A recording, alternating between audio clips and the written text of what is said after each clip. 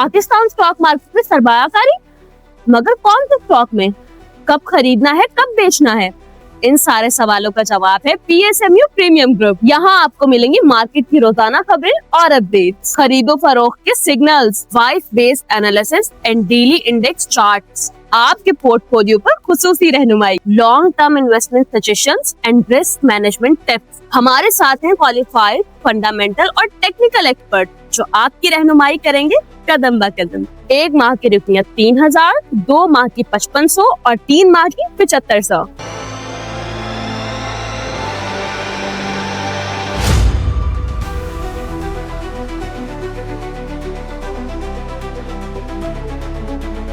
अस्सलाम वालेकुम, मैं हूं नादिया अनवर और उम्मीद करती हूँ आप सब खैरियत से होंगे। नाज़रीन, इन सारे प्रोग्राम्स और सेशंस को करने का मकसद ये होता है ताकि आप स्टॉक मार्केट में भरपूर तरीके से काम कर सकें, और इसके लिए ज़रूरी है कि आप चैनल को लाइक करें, सब्सक्राइब करें और साथ में बेल आइकन को भी हिट करें ताकि कोई भी इंफॉर्मेटिव सेशन जो है वो आपसे मिस ना हो जाए।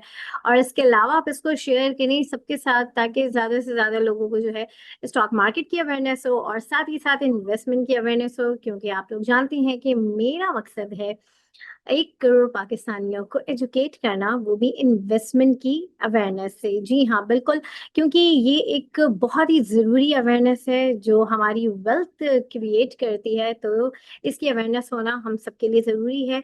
तो जो है, और इसके साथ ही साथ नाज़रीन, मैं यहाँ पर आज हमारे साथ जो गेस्ट मौजूद हैं उनके हवाले से मैं बताती चलूँ। Is a senior research analyst in Sherman securities. जी हाँ, अब्दुल हादी साहब की मैं बात कर रही हूँ। तो उनको वेलकम करते हैं और जो है उनसे बातचीत का सिलसिला आगे बढ़ाते हैं। अस्सलाम वालेकुम सर, कैसे हैं आप? जी अल्हम्दुलिल्लाह। आप सुनाए खैरियत से हैं सब? अल्हम्दुलिल्लाह sir, thank you so much for your time. और जो है सबसे पहले तो जो है मैं अगर मार्केट की बात करूं तो जैसे कि हमने आज देखा कि काफ़ी दिनों बाद वो सेक्टर्स ने परफॉर्म किया जो काफ़ी टाइम से नहीं कर रहे थे। उनमें से एक तो ऐसा लगता है कि जैसे न्यूज़ की स्पेक्युलेशन की वजह से भी वर्क हुआ है, जैसे कि शुगर सेक्टर, आज हमने देखा कि शुगर सेक्टर ने परफॉर्म किया, ऑटो सेक्टर ने काफ़ी टाइम बाद जो है परफॉर्म किया। उसके अलावा जो है थोड़ा बहुत हमने देखा कि ऑयल सेक्टर में भी परफॉर्मेंस हुई। तो ये जो ऑटो सेक्टर चला चले शुगर सेक्टर का तो फिर भी कुछ समझ आता है, बट इस वक्त जो ऑटो सेक्टर ने परफॉर्मेंस दी जो आज चला है, तो क्या वजूहात थी, क्या रीजनिंग थी, थोड़ा सा इसके हवाले से बताएं। या बिल्कुल बिल्कुल। मार्केट बेसिकली आज रेंज बाउंड परफॉर्म किया मार्केट ने, बट लाइमलाइट में रहा था आज sugar and auto sector. So first of all auto sector इसलिए आपका अच्छा परफॉर्म कर पा रहा है क्योंकि we are expecting impressive earnings in upcoming quarter, like कैल, GHNI, साजगार। हम एक्सपेक्ट कर रहे हैं कि रिकॉर्ड अर्निंग्स पोस्ट करेंगी ये तीनों कंपनी, दोनों कंपनीज कैल and GHNI। The reason behind is that के उनकी जो सेल्स हैं trucks basically they sell trucks, तो जो ट्रक्स की जो सेल है वो रिकॉर्ड हुई है इस दफा ना, पोस्ट हुई है। तो हम्म। आई बिलीव के they both are trading on lower P multiple on the basis of the current earnings, expected earnings. So I think that's the major reason के limelight में है दोनों companies, कैल एंड GHNI। सही, बिल्कुल। अ, and सही। और sir, ये जो शुगर सेक्टर है, क्या यही वजह है जो मैंने भी कही कि जो इस वक्त थोड़ा सा ये टॉपिक लाइमलाइट में काफी चल रहा है, तो ये भी एक वजह है? जी बिल्कुल, मैं अभी रिसेंटली देख भी रहा था शुगर कंपनीज को। दे हैव लाइक जो रिसेंट क्वार्टर है वो काफी अच्छे आ रहे हैं। अभी रिसेंटली भी एक शुगर कंपनी का रिजल्ट आया था, then it was really impressive. I hmm. Think जब मेजर रीजंस हो सकते हैं इसके पीछे कि जो शुगर कंपनीज है उन्होंने काफी अच्छा एक्सपोर्ट किया है, अभी गवर्नमेंट ने इनको अलाउ किया था, and the prices are revised, prices upward revision हुई हैं। तो I think that's the reason of higher March. सही। तो ये मुझे लगता है कि शुगर जो कंपनीज की जो परफॉर्मेंस है वो अच्छी रहेगी ऑन द बैक ऑफ। सही। अच्छा सर, यहाँ पर एक सवाल ये है कि जैसे मार्केट के वॉल्यूम्स के हवाले से मैं बात करूँ तो मार्केट का वॉल्यूम थोड़ा सा जो है वो कम जो है हो गया है। क्या वजूहात हैं कि इतना कम वॉल्यूम हो गया है? क्योंकि पहले अगर हम देखते थे कि 1 अरब से ज़्यादा क्या ही वॉल्यूम हमेशा होता था, और अब काफ़ी उससे नीचे आ गया है। तो क्या वजूहात है, थोड़ा सा इसके हवाले से बताएं। मार्केट वॉल्यूम आई थिंक थोड़ा सा रोल ओवर वीक है। लोग थोड़े कॉशियस हैं कि आगे मार्केट किस तरह परफॉर्म करती है। तो hmm. I think that's the major reason of the roll over week. जैसे रोल ओवर वीक खत्म होता है तो I think the activity will resume, जो कि हम प्रीवियसली देख रहे थे इस मंथ जो एक्टिविटी थी काफी अच्छे वॉल्यूम्स आ रहे थे. I think it will be resumed after the roll over week. सही सही। अच्छा सर, यहाँ पर जो है एक और एक मैं ये सवाल करना चाहूंगी कि अभी अपकमिंग हमारी मॉनेटरी पॉलिसी जो एक्सपेक्टेड है इस मंथ के एंड तक, तो जो है क्या लग रहा है, क्या आपको लग रहा है कि इस वक्त क्या मॉनेटरी पॉलिसी में क्या चेंजेस हो सकती हैं, थोड़ा सा इसके हवाले से बताएं। जी बिल्कुल बिल्कुल. तो अभी मुझे लगता है कि काफी स्पेस है हमारी इंटरेस्ट रेट्स में कट होने में, क्योंकि द मेजर रीजन बिहाइंड इसके हमारी जो इन्फ्लेशन है वो एक्सपेक्टेड है कि 3% आए इस मंथ. एंड दी हमारा जो इंटरेस्ट रेट है वो 11% है. दैट मीन्स के जो हमारा रियल इंटरेस्ट रेट होता है, जो डिफरेंस होता है इन्फ्लेशन एंड इंटरेस्ट रेट के अंदर, वो अराउंड अभी चल रहा है 8%. हम्म तो हिस्टोरिकली अगर हम देखें, हिस्टोरिकल डेटा देखें, तो बेसिकली जो रियल इंटरेस्ट रेट होता है, जो डिफरेंस होता है, ये चलता है 2 से 4% के बिटवीन में. तो I think on the basis of, और आगे आगे देखा जाए कि एवरेज इन्फ्लेशन जो हमें लगता है कि 5 to 7% के बिटवीन ही रहेगा, तो एवरेज जो रियल इंटरेस्ट रेट है अभी भी आपका हायर हायर साइड पे as compare to the historical. तो मुझे लगता है कि there is still a room के इंटरेस्ट रेट कट हो. एंड आई एम एक्सपेक्टिंग के 50 बेसिस पॉइंट इस अपकमिंग मॉनेटरी पॉलिसी में कट हो सकता है. सही बिल्कुल। अच्छा, यहाँ पर हमारे साथ कुछ पार्टिसिपेंट्स हैं, उनके हम सवाल ले लेते हैं। जी मोहम्मद इकराम साहब, अपना सवाल कीजिए प्लीज। जी अस्सलाम वालेकुम मैम एंड सर। वालेकुम सलाम जी। वालेकुम. अच्छा सर, मेरे दो क्वेश्चन है। नंबर एक ये है कि मैं कुछ मतलब हबको सिस्टम्स मिज़ान इसमें कुछ बाइंग करना चाह रहा हूँ फ्रेश। तो आजकल में मैं कर लूँ या ये वीक गुजरने के मंडे को रिकमेंड करते हैं? एक सेकंड ये कि सर जो मिडिल लेवल जो स्टॉक्स हैं हमारे, जैसे सिटी फार्मा है, जैसे यूनिटी है, लॉट कैम है, ईपीसीएल है, सर ये 6-8 महीने की जंगे निकाल दे तो लोएस्ट प्राइस पे आए हुए हैं। ये कोई ट्रेंड शिफ्टिंग है इस तरीके से या कुछ और मामला है सर? जजाकल्ला।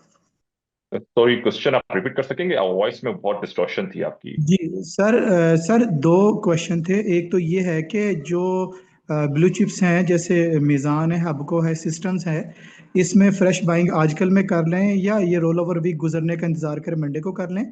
दूसरा मेरा क्वेश्चन था कि जो मिडिल लेवल जो शेयर्स हैं जैसे मुगल स्टील है, ईपीसीएल है और लोड कैम है, यूनिटी है और बीआईपीएल इवन है, ये मतलब काफी सारे डाउन पे आए हैं आजकल, काफी सारे, बात तो 6 महीने से भी ज्यादा डाउन है। ये कोई श्योर. जी देखिए, आई थिंक फैक्टर्स हैं जिन्होंने परफॉर्म किया है after Pakistan, US war accumulate हो रहा है. And there are few companies like, जो कि आपने जैसे कहा कि सिटी फार्मा है, द फार्मास्यूटिकल सेक्टर है. तो आई थिंक सिटी फार्मा में for for long run you can go for City Pharma. Like अगर देखा जाए तो basically they are entering into various ventures. अब जो आगे वाले आइंदा साल हैं, तो ये अपकमिंग वेंचर्स में आ रहे हैं, जैसा कि इंडोनेशिया में ये एक पैरासीटामोल प्लांट लगा रहे हैं. And they are also going towards the retail segment. अभी रिसेंटली इन्होंने अनाउंस भी किया था कि they are going through the retail segment, जिसमें ये जो रिटेल फार्मा कंपनीज होती हैं उनके तरह ये अपनी फार्मा प्रोडक्ट्स सेल कर पाएंगे. अभी जो है ये basically they are the manufacturer of the paracetamol. तो गोइंग फॉरवर्ड बहुत ही काफी अट्रैक्टिव स्टॉक है if you are going for a long run. ठीक है. और अगर देखा जाए तो ऑयल एंड गैस सेक्टर है, तो ऑयल एंड गैस सेक्टर अभी फिलहाल उस तरह परफॉर्म नहीं कर पाया है जैसे कि बाकी सेक्टर्स कर पाए. I think market is behaving like कि वो सेक्टर वाइज चल रही है अभी राइट नाउ. तो आई थिंक अभी जो स्पेस है in oil and gas sector, there is so much space के जो हिस्टोरिकली आप देखेंगे P multiple the valuations. And जैसे कि अभी रिसेंटली सर्कुलेटर डिसॉल्व होने वाला है इन अपकमिंग मंथ्स. तो I think the oil and gas sector will be in limelight, जो कि अभी तक नहीं चला है. ऑन द अदर हैंड आप देखें तो जैसे कि पाक इलेक्ट्रॉन है जो नहीं चला है, जो कि आई थिंक अगर देखा जाए तो जिसके अंदर ऐसा है कि अभी हमारी जो बेसिकली ये रुका हुआ है क्योंकि द यूएस एंड पाकिस्तान जो टैरिफ हमारी डील है, अगर वो हमारी क्लियर हो जाती है, जैसे कि in upcoming week it expected के हमारी जो है टैरिफ डील हो जाए इंडिया के साथ, यूएस के साथ. And which will be directly benefiting the Pak Elektron, क्योंकि वो ट्रांसफॉर्मर एक्सपोर्ट करते हैं यूएस. तो that will be a major trigger कि पैल भी अच्छा परफॉर्म करे, जो और जो कंपनीज है वो नहीं परफॉर्म कर पाई हैं वो भी चल पाए. जी. सही। Thank you sir. बहुत शुक्रिया इकराम साहब जी। शुनैद, अपना सवाल कीजिए। जी अस्सलाम वालेकुम, क्या हाल है, कैसे, खैरियत से? अच्छा, वालेकुम मेरा सलाम जी। क्वेश्चन ये था कि actually the market is all time high right now, तो आप क्या समझते हैं कि हमें जो है ना डिफेंसिव स्टॉक्स की तरफ ही आ जाना चाहिए? क्योंकि मेरा तो पोर्टफोलियो पिछले जब सबसे मार्केट स्टार्टिंग है या हाई पे है तो वो बिल्कुल सेम सिमिलर ही पोर्टफोलियो है।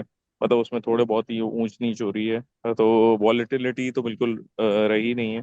फिर ये सेकेंडली कि इतने हाई हो गए हैं स्टॉक्स की, अब कहीं पे भी अगर नज़र डालते हैं आप सोचने का बाय करने का, तो आप ये देखते हैं कि यार ये तो बहुत ही हाई है। तो आप कोई अच्छे स्टॉक्स जो अभी भी बहुत ही अंडर वैल्यूड हो और फंडामेंटली स्ट्रांग हो, तो आप उनको कुछ सजेस्ट कर सकते हैं कि किस तरफ जाना चाहिए?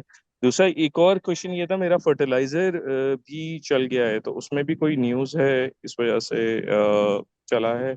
ये प्लीज बता दीजिएगा, thank you. Sure. First of all तो ऐसा ही है जैसे कि मैंने अर्लियर डिस्कस किया कि सेक्टर वाइज सेक्टर्स चले हैं इन द मार्केट। एंड जैसे कि आप देख सकते हैं कि बैंकिंग सेक्टर, टेक्सटाइल सेक्टर और ऑटो सेक्टर ने बहुत अच्छा परफॉर्म किया है।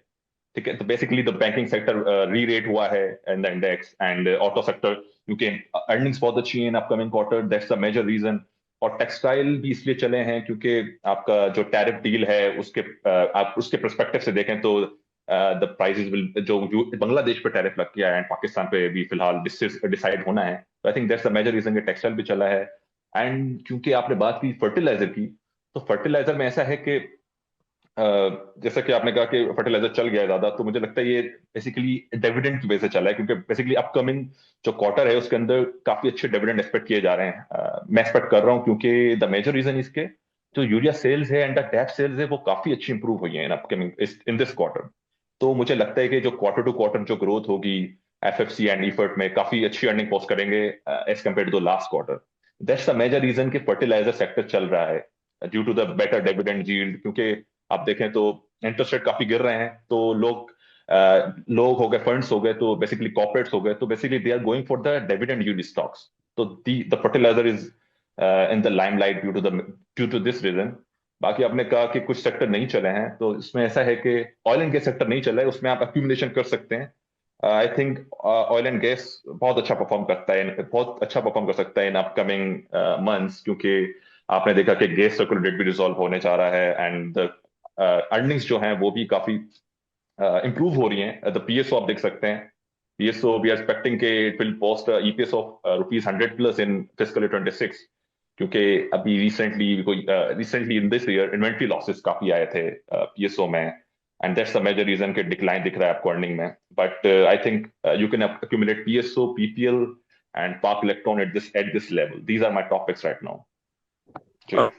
मगर रेगुलेटेड का ऐसा मसला तो नहीं है कि पिछले काफी अरसे से टल रहा है, तो ऐसा तो नहीं है कि ये 2026 तक चला जाएगा ये इशू? क्योंकि सेक्युलर डेट का कब से सुन रहे हैं कि हो जाएगा, हो चुका है, ऑलमोस्ट हो रहा है, ये करते करते भी आई थिंक लास्ट 4-5 मंथ्स तो मैं सुन रहा हूँ कि हो गया है, लेकिन अनफॉर्चुनेटली हो नहीं रहा। तो जस्ट वांटेड टू नो कि ये कहीं 26 तक तो नहीं चला जाए, तो कि फिर वो रिटर्न्स का जो पोर्शन होता है एनुअलाइज्ड रिटर्न्स वो फिर रिड्यूस हो जाता है ना आपके।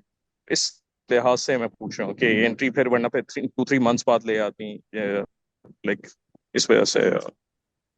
जी श्योर, बिल्कुल ऐसा ही है कि सर्कुलेट में थोड़ा डिले आ रहा है। बेसिकली आईएमएफ का भी एक एनर्जी रिफॉर्म्स का प्लान है जो कि हमें इंप्लीमेंट करना है, जिसके अंदर हमारा मेजर जो प्लान है कि वो सर्कुलर डेट को रिजॉल्व करना है। ठीक है, तो उसमें ऐसा है कि इन अप इट विल, क्योंकि थोड़े से आते हैं बीच के अंदर लाइक मुश्किल आती हैं चीज को करने में, क्योंकि जो हमारा भी डील हुई है, बैंक से भी डील हुई है $1.2 ट्रिलियन रुपीस की to resolve the circular debt. तो आई थिंक अगर आप सर्कुलर डेट को ना भी देखें तो on the basis of historical P multiples के आप देखें तो सर्कुलर डेट रिजॉल्व हो जाना है, अभी नहीं तो आगे जाके it will be resolve as per the IMF directives हमें इंप्लीमेंट करने हैं वो। और ऑन द अदर हैंड अगर आप देखें तो आप अगर I mean, P multiples देखें historically, the PPL, OGDCL and PSO, they used to trade on a multiple of 10, 11, 12, but right now it's available, they are available on a cheap discount of like 5 का multiple है, 6 का multiple है। I think there is so much space available in oil and gas sector right now। जी thank you. जी बहुत शुक्रिया शना जी। मोहम्मद सईद अपना सवाल कर लें। जी एम बिलाल अपना सवाल कीजिए। अस्सलाम वालेकुम मैडम। अस्सलाम वालेकुम सर। जी वालेकुम सलाम। बहुत सर मैंने सैफ पावर का पूछना है कि ये जब से शरिया कंप्लायंस में आया है तो इसमें किसी किस्म का कोई ट्रेंड भी नहीं देखने में आया। तो मेरे ख्याल से इसका एग्रीमेंट भी हो चुका है, जो नए एग्रीमेंट्स में जो पावर प्लांट्स आ रहे थे, और as far as I know इनको पेमेंट भी हो चुकी है। तो इसमें आप फ्यूचर में क्या देख रहे हैं, नियर फ्यूचर में? एक तो सर ये, और दूसरा पावर सीमेंट के बारे में मैं जानना चाह रहा हूँ कि ये दोनों को कंपेयर करें, दीवान सीमेंट और पावर सीमेंट को, तो दीवान सीमेंट तो एकदम से बहुत आगे निकल गया है और पावर सीमेंट ने किसी किस्म की कोई स्पेसिफिक कोई मूव नहीं दिखाई। तो इसमें फ्यूचर आप कैसा देख रहे हैं बेस्ड ऑन फंडामेंटल्स सर? या sure sure, basically power cement को अगर हम देखें राइट नाउ, जो उनके सीमेंट ऑपरेशंस हैं they have improve really well, क्योंकि आप देखें तो लास्ट ईयर वो लॉसेस में थे, तो they are like converting into profits, और अच्छा मुझे लगता है कि इस साल पे भी अच्छा प्रॉफिट क्लोज करेगा power cement. But the major risk आप देख सकते हैं पावर सीमेंट में, वो ये है कि द डेट, जो उनकी बुक के अंदर जो डेट है वो अराउंड 15 to 17 बिलियन है। ऑन द अदर हैंड एक चीज बड़ी इंपॉर्टेंट है पावर सीमेंट के अंदर, उनकी एक अंडरटेकिंग है, आप जाके देखेंगे तो बेसिकली अंडरटेकिंग है फ्रॉम आरिफ हबीब ग्रुप, तो वो है अराउंड 15 बिलियन। एंड अगर आप इसको ऐड कर लेते हैं, basically it's a kind of borrowing, ठीक है, तो उन जब भी आपका प्रॉफिट होगा they have to give the return to Arif Habib corporation. तो अब देखा जाए तो टोटल बोरोइंग बनती है 32 बिलियन। तो जब आप किसी स्टॉक को वैल्यू करेंगे and you will accumulate the debt also, तो आई थिंक इतनी कोई वैल्यूएशन बनती नहीं है पावर सीमेंट में, क्योंकि ये एक मेजर रिस्क है पावर सीमेंट के अंदर, जो कि एक अंडरटेकिंग का एंड द डेट का जो पोर्शन है वो बहुत ज्यादा है। तो आई थिंक पावर सीमेंट को यहाँ I will choose to hold power cement. मेरी जो कॉल होगी होल्ड कॉल होगी, इस पे बाय कॉल नहीं होगी पावर सीमेंट इस वक्त, क्योंकि I use to cover the cement sector also. अगर आपने बात की दीवान सीमेंट की, दीवान सीमेंट में ऐसा है कि बेसिकली इट्स, आई थिंक जो चल रहा है it's due to the lower EV per ton. एक टर्म होता है EV per ton, enterprise value per ton, वो के सबसे लो है दीवान सीमेंट का इस वक्त। But on the other hand अगर आप प्रॉफिटेबिलिटी देखें तो वो ना होने के बराबर है। I think it's not that attractive right now, but on the EV per ton basis वो काफी अच्छा है दीवान सीमेंट जी। एक सर सैफ पावर का भी बताइए, क्योंकि ये जब शरिया कंप्लायंस में आया है तो जैसे लोगों का ट्रेंड होता है कि शरिया शेयर्स के अंदर वो ट्रेड करेंगे, लेकिन इसमें बिल्कुल कोई मूवमेंट नहीं है। जैसे ही आया उस वक्त, उसके बाद ये प्राइस इसकी गिरती चली गई, और अभी भी कोई वापस आया भी है तो कोई इतना वापस इसने रिकवरी और फिर मोमेंटम दिखाया नहीं है। इसके एग्रीमेंट्स भी हुए हुए हैं मेरे हिसाब से, जितना मुझे याद पड़ता है कोई ऐसी न्यूज़ गुजरी थी कि कोई एग्रीमेंट्स हो गए थे, कोई पेमेंट्स भी इनकी हो गई थी। आप कैसा देख रहे हैं इसको फ्यूचर में? जी बिल्कुल, सेफ पावर आई थिंक थोड़ा स्लो आइटम है। देखा जाए तो जो आईपीपीज आपने, जैसा अगर आईपीपीज के भी कॉन्ट्रैक्ट कैंसिल हुए थे, पहले ही कर दिए थे बिफोर द डेट, क्योंकि हमें आईपीपीज कॉन्ट्रैक्ट रिवाइज करने थे सबके।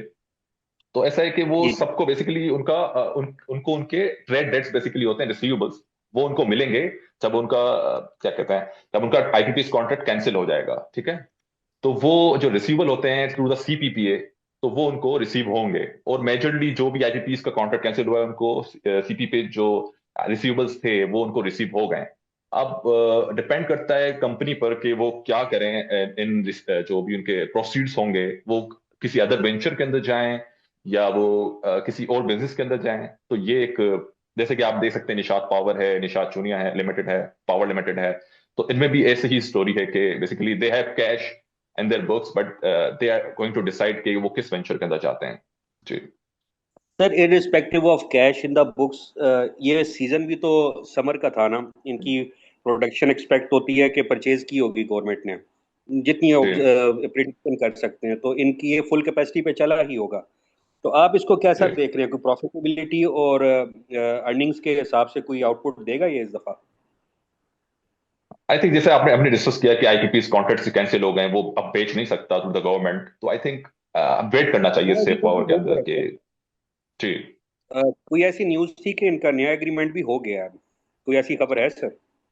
आई थिंक इसको हम इतना फॉलो नहीं करते मार्केट में, थोड़ा स्लो स्टॉक है, तो मे बी ऐसा हो, बट आई थिंक रिवाइज हो सकता है राइट। इनका कॉन्ट्रैक्ट या ठीक है, ठीक बहुत है। बहुत शुक्रिया thank you very Bilal much. साहब। और जो है यहाँ पर जितने पार्टिसिपेंट्स हैं उनसे मैं रिक्वेस्ट करूंगी कि काइंडली आप लोग अपने सवाल जो है वो जरा शॉर्ट किया करें ताकि दूसरे लोगों को भी मौका मिले। अच्छा सर, अब मुझे ये बताएं, थोड़ा सा रिफाइनरी सेक्टर के हवाले से भी मैं आपसे जानना चाहूंगी कि इस वक्त रिफाइनरी सेक्टर भी काफ़ी स्लो मूव कर रहा है, तो इसमें क्या, इसको किस तरह से देख रहे हैं और आगे कब तक आप इसको देखेंगे कि ये एक प्रॉपर परफॉर्मेंस में आएगा?